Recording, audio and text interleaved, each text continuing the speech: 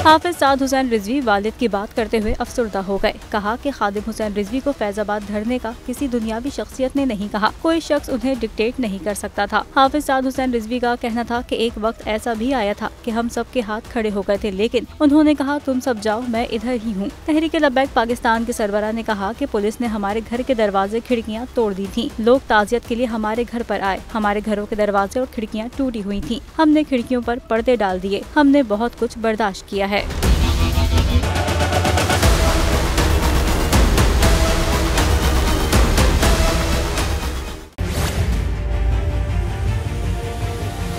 बड़ी ईद की बड़ी खुशियाँ, बोल ने निभाई अपनी सहाफती जिम्मेदारियाँ। कराची में ईद उल अज़हा के मौके पर लियाकताबाद टाउन ऑफिस के साथ ही आलाइशों का ढेर लग गया है। सिंध सॉलिड वेस्ट मैनेजमेंट की टीम भी वहां पर मौजूद है।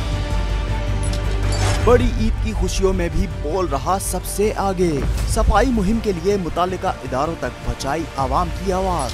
अगर मैं आपको दिखा दूं इस वक्त मनाजिर, तमाम गाड़ियाँ जो इस वक्त है यहाँ पर, तमाम जो कलेक्शंस हैं, जितनी भी आलाइशें उनको यहाँ से उठाया जा रहा है और लम्हा बा लम्हा की खबर से रखा आवाम को आगाह। और में मुख्तलिफ मकामात पर आलाइशें जो है वो हमें सड़कों पर दिखाई दे रही थी, लेकिन उसके बाद जो LWMC है उनका अमला जो है वो उसके बाद फील्ड में निकला और उसके बाद आलाइशों को हटाने का सिलसिला जो है वो शुरू कर दिया गया।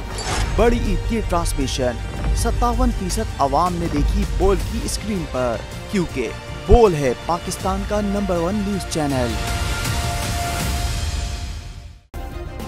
सब्सक्राइब करें और बेल दबाएं ताकि कोई खबर रह न जाए।